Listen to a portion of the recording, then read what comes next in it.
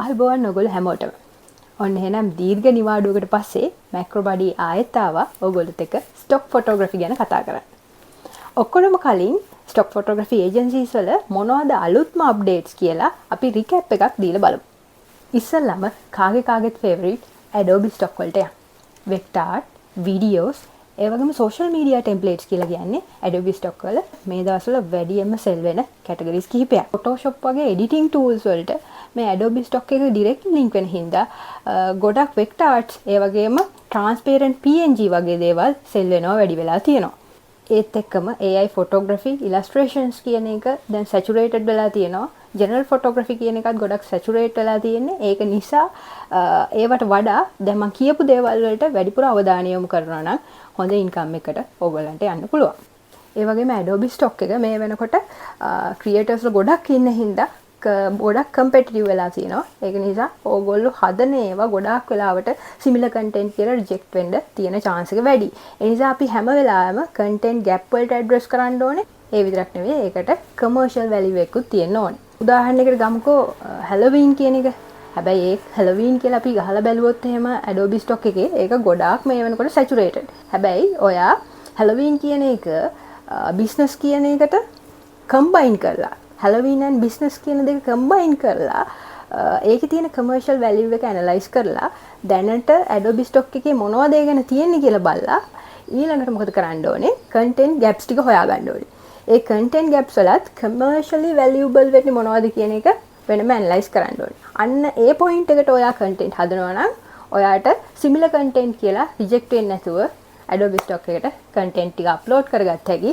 ඒ වගේම upload කරන content වලට commercial value එකක් තියෙන හින්දා හොඳ sales rate එකකුත් ඔයාට හම්බ වෙනවා. ඒ වගේම Adobe Stock එකට ඔයා upload කරන ඒවා ඉක්මනට accept වෙනවා නම් ඔයාගේ accept rate එක වැඩි නම් ඔයා පුළුවන් තරම් තව අලුත් content හදලා upload කරන්න බලන්න.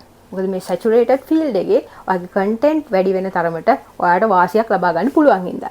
නමුත් ඔයාගේ content නිතරම similar content එහෙම නැත්නම් quality issues කියලා reject වෙනවා නම් ඔයා තව content upload කරනව වෙනුවට ඉස්සෙල්ලාම ඔයාගේ වැරද්ද තියෙන්නේ කොතනද කියලා හොයාගෙන ඒක නිවැරදි කරලා content upload කරන්න පටන් ගන්න. එහෙම නැතුව assets upload කරන්න උනොත් වෙන්නේ rejection rate එක වැඩි නිසා ඔයාගේ කොච්චර upload කරත් sales පහළ යන එක. ඔයා highlight වෙන්නේ නැහැ Adobe Stock එකේ. ඔයාව promote කරන්නේ නැහැ Adobe Stock එකේ. එහෙම වුණොත් එහෙම. තුන්වෙනි වැදගත්ම කාරණේ තමයි Adobe Stock එකේ තාමත් AI generated content upload කරන්න දෙනවා. හැබැයි ඒක AI generated කියලා ඔයා tag කරන්න ඕනේ. එහෙම label කරලා නැතුව තිබුණොත් එහෙම පස්සේ කාලෙකදී ඔයාගේ account එක ban වෙන්න ලොකු ඉඩක් තියෙනවා.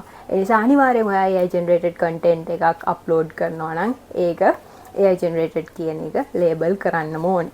හතරවෙනි වැදගත්ම කාරණය තමයි metadata. ඔයාලා අවධානය යොමු කරන්නේ නැති වුණාට ඔයා කොච්චර ඔයාගේ ෆොටෝ එක එහෙම නැත්නම් asset එක හොඳට හැදුවත් වැඩක් නැහැ. ඔයාගේ metadata අන්තිමයි නම්. ඒ කියන්නේ ඔයා title keywords හරියට දාලා නැත්නම් ඔයාගේ content එක කාටවත් පේන්නේ නැහැ.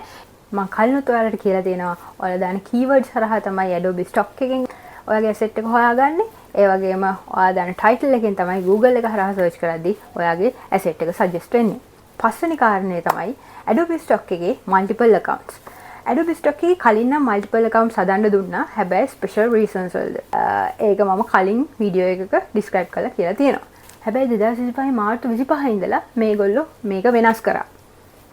දැන් Adobe Stock එකේ multiple accounts හදන්න බෑ. ඔය Adobe Stock එකෙන් in writing approval එකක් අරගෙන නැත්තා. ඒ කියන්නේ ඔයා වෙනම letter එකකින් Adobe Stock එකට request කරලා මට තව account එකක් අවශ්‍ය මේ හේතු නිසා කියන එක විස්තර කරලා එයා approve කරලා තිබුණොත් හදන account එකක් ඇරෙන්න වෙන Adobe Stock තියෙන account එක ඇරෙන්න අලුත් accounts හදන්න දෙන්නේ නැහැ. එහෙම multiple accounts තියෙන කෙනෙක් නම් 2025 මාර්තු 25ට පස්සේ හදපු ඔයාට risk එකක් තියෙනවා ඕනෙම වෙලාවක ඔයාගේ account එක ban වෙන්න.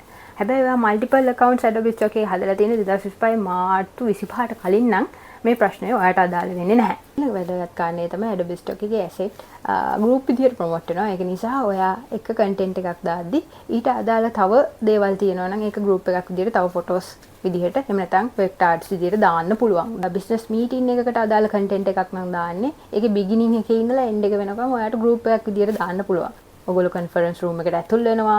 එතකොට handshake කරනවා. එතකොට presentation එක ඉදිරිපත් කරනවා. ඒ විදිහට ගෲප් එකක් විදිහට ඔයාට පුළුවන් ඔයාගේ ඇසෙට් ටික දාගෙන යන්න. ඒ වගේම ඔයා මොකක් හරි ඔබ්ජෙක්ට් එක ෆොටෝ එකක් ගන්නවා නම් ඒකේ සයිඩ් view එක, top view එක, ඒ වගේම back view එක, ඒකේ විවිධ angles වලින් ඔයාට ෆොටෝස් අරගෙන දාන්න පුළුවන් තනි ෆොටෝ එකක් වෙනුවට. ඒකත් ගෲප් එකක් විදිහට වැඩ කරනවා. ඒ වගේම ඔයාගේ පෝර්ට්ෆෝලියෝ එක ඔයාම ආපහු රිවිව් කරන්න. ඒ වගේම ඕගොල්ලන්ගේ টপ selling items මොනවද කියන එක ආයෙ චුට්ටක් බලන්න. ඒවා ඇයි වැඩිපුර සෙල් වෙලා තියෙන්නේ කියලා ඇනලයිස් කරන්න. ඊට පස්සේ ආයෙ ඒ වගේ assets තව ටිකක් වැඩිපුර හදන්න. හොඳට මතක තියාගන්න Adobe Stock කියන්නේ තාමත් මාසෙකට ලක්ෂයක් එකමාරක් වගේ අමතර ආදායමක් හොයාගන්න පුළුවන් platform එකක්. ඔයා හරියට වැඩ කරොත් එහෙම ඊට වැඩි ආදායම් උපයන අයත් ඉන්නවා. ඊට අඩු කට්ටිය තමයි ගොඩක් ඉන්නේ. මම නම් ගොඩක්ම මේ දවස්වල අවධානය දීලා තියෙන්නේ videos වලට. මොකද macro photography, videography සහ generally ගත්තොත් videography, photography කියන්නේ මගේ hobby එකක්. ඒක නිසා මම ඒ පැත්තෙන් ගොඩක් contents upload කරනවා මේ දවස්වල. ඊළඟට වීඩියෝ එකට සාමාන්‍යයෙන් generally එන revenue එකත් ගොඩක් වැඩි.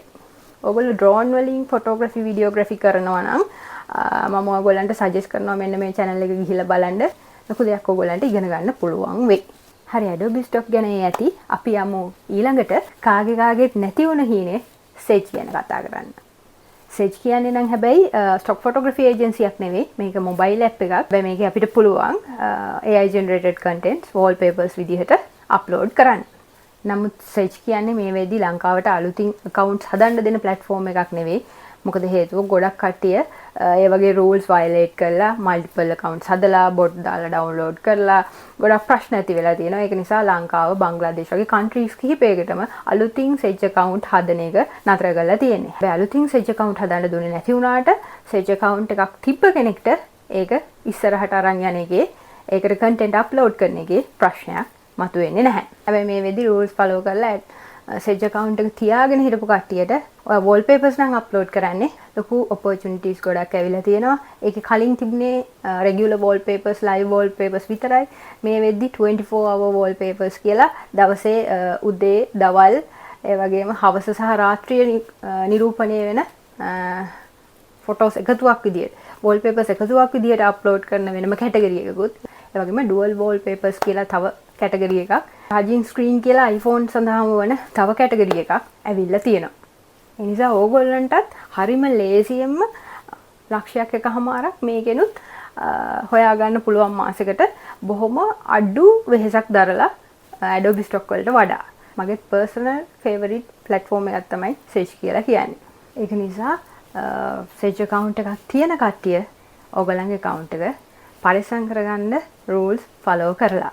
ඊළඟට අපි කතා කරමු කන පිට පෙරුණු Wirestock ගැන. Wirestock එක හරහා අපි කරේ subscription එකක් හරහා අපේ photos, videos මොනවා හරි අපේ assets metadata එකක් දාන්න නැතුව Wirestock එකට upload කරලා ඒ හරහා platform කීපයකටම අපේ content ටික distribute කරලා ආදායමක් උපයගත්ත එක.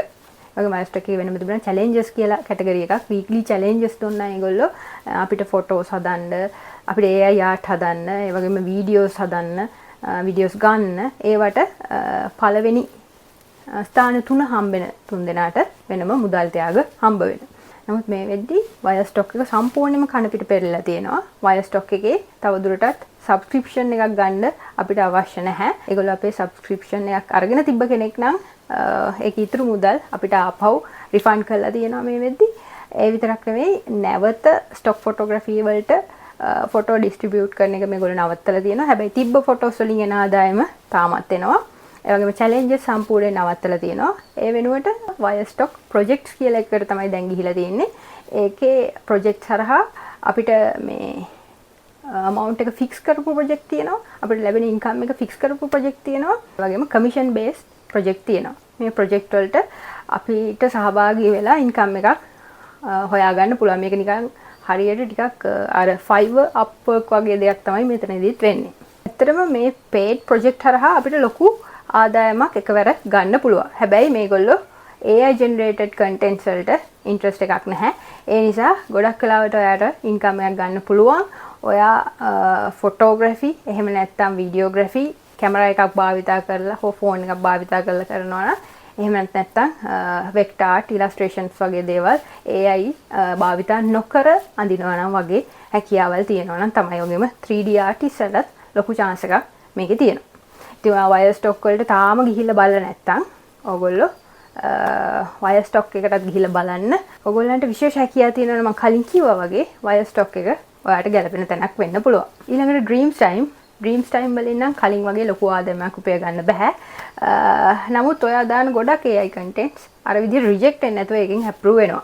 නමුත් සෙලින් රේට් එක අනිත් ඒවාට සාපේක්ෂව ගොඩක් අඩුයි. සමහර වෙලාවට ඔයාට මේ ලොකු සේල් එකක් වෙන අවස්ථාවක් තියෙනවා. ඒ වගේම ඩ්‍රීම්ස් ටයිම් වල පේ අවුට් එක ගන්න ඔයාට ඩොලර් 100ක් එකතු වෙනකන් ඉන්නත් වෙනවා. ඊළඟට Shutterstock කියන එක මම කලින් කියපු ඒජන්සිස් වලින් වෙනස් වෙන්නේ මේකට AI generated contents අප්ලෝඩ් කරන්න බැරි හින්දා. ඒ වගේම මේක එක කන්ටෙන්ට් එකක් සෙල් වුණාම හම්බෙන මුදල් ප්‍රමාණය බොහොම චූටියගයක් තමයි ගන්න. නමුත් ඕගොල්ලෝ වැඩි අවධානයක් දීලා තියෙනවා නම් පැටර්න්ස් වලට, ඉලස්ට්‍රේෂන් පැටර්න් වලට, ඒ වගේම AI උපයෝගී නොකර හදපු වෙක්ටර් ආර්ට්ස් වලට මේකේ ලොකු ආදායමක් ගන්න පුළුවන් ලෙවල් එක ඉස්සරහට යද්දි. දැන් Shutterstock එකේ අපිට බලා ගන්න පුළුවන් මොනවද ට්‍රෙන්ඩින් කන්ටෙන්ට්ස් කියලා. ඒක හරහාම මේ දැන ගැනීම අපිට වැදගත් වෙනවා අනිත් platform වලට photos upload කරද්දී. ඒ වගේම මේ ගොල්ලන්ගේ monthly short list එකක් තියෙනවා. ඒක හරහා ඊළඟ month එකට අපි මොනවද shoot කරන්න ඕනි කියලා පැහැදිලිව බලා ගන්න පුළුවන්. ඒ වගේම Shutterstock එකට ඒ short list එකේ තියෙන ඒවා upload කරද්දී දාන්න ඕනේ විශේෂ keywords වගේක් තියෙනවා මේ විදිහට. ඒවත් දාන්න මතක තියාගන්න. ඔයාගේ content එක හොඳ නම් ඒ month එකේ ඒගොල්ලෝ ප්‍රොමෝට් කරන collection එකකට ඔයාගේ content ඔයාගේ asset එක වැටෙන්නත් හැකියාවක් තියෙනවා. Shutterstock එකේ ගොඩක් ලොකුවට videos විකිනෙන්නේ නැහැ. විකිනෙන්නේ නැහැම නෙවෙයි. විකිනෙනවා අඩුයි. මොකද මෙයාලා 0.5 කියන එකත් මේගොල්ලන්ගේ partner කෙනෙක් කරගෙන තියෙන මිලදී අරගෙන. ඒක නිසා ගොඩක් videos වලට වඩා illustrations ඒ වගේම vector art වලට වැඩිපුර ඉල්ලුමක් මේ Shutterstock එක හරහා තියෙනවා. ඉතින් ඕක තමයි summary එක. Getty images ගැන මට මතක විදිහට මම ලොකුවට වීඩියෝ එකක් කළා නැහැ. ඉස්සරහට මම ඒක ගැනත් ගේන්න බලාපොරොත්තු වෙනවා. ඒ වගේම free pick වල වීඩියෝ එක කරද්දි මම කිව්වා මේකට content සාමාන්‍යයෙන් ටිකක් ලොකු ප්‍රමාණයක් දාන්න ඕන නිසා මම free pick පැත්තට නම් වැඩි යොමු වෙන්නේ නැහැ. free pick වලට upload කරේ නැහැ කියලා. free pick වලටත් අතන මම මගේ content upload කරලා තිබුණේ Wirestock එක හරහා. දැන් Wirestock එක හරහා upload කරන chance එක නැති වෙලා තියෙන හින්දා free pick එකට මම වෙනම upload කරලා නෑ මේ වෙද්දි. ඉතින් ඕක තමයි stock photography recap එක. ඒ වගේම මේ channel එකත් එක්ක ගොඩක් එකතු වෙලා ඉන්න කට්ටිය AI art හදන හින්දා අපි ඊළඟ වීඩියෝ එකෙන් කතා කරමු කොහොමද AI භාවිතා කරලා මේ content gaps වලට address කරලා vector art හදාගන්න ක්‍රම මොනවද තියෙන්නේ කියලා. එහෙනම් අදට ගිහින් එන්න මතක ඇතුව මගේ channel එක subscribe කරලා නැත්නම් subscribe කරන්න. ඒ වගේම bell icon එකත් ටික් කරගෙන යන්න.